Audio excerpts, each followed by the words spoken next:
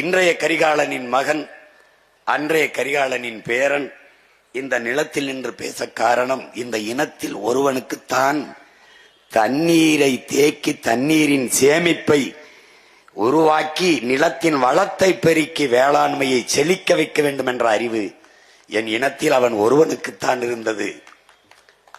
அறிவார்ந்த பெருமக்களே, அதனால்தான் என் அருமை பாட்டன் கரிகாலன் திருமாவளவன் என்றும் கரிகால் பெரு வளத்தான் என்றும் இன்று வரை தமிழின மக்களால் போற்றப்படுகிறான் என்றான்.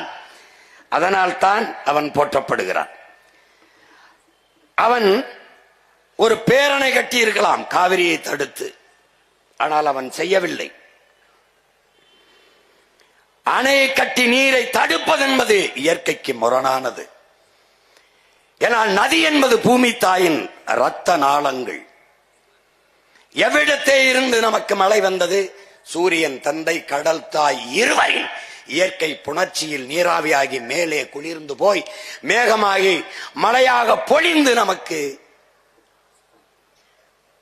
நீர் வந்தது.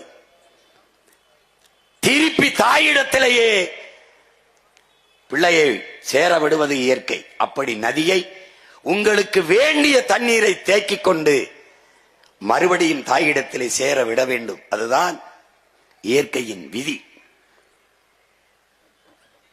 அதை 2000 ஆண்டுகளுக்கு முன்பு உலகில் செய்த ஒரே ஒருவன் என்னுடைய பாட்டன் கரிகால் பெருவளத்தான் மட்டும்தான். அவன் நினைத்திருந்தால் இன்று காவிரியிலே பேரணை கட்டி நமக்கு தண்ணி தர மறுப்பது போல அவன் ஒரு பேரணையை கட்டியிருக்கலாம். அன்னைக்கு கர்நாடகாங்கிற ஒரு நாடும் இல்ல, கன்னடம்ங்கிற மொழியும் இல்லை. ஆனால் அவன் தடுப்பணை தான் கட்டினான்.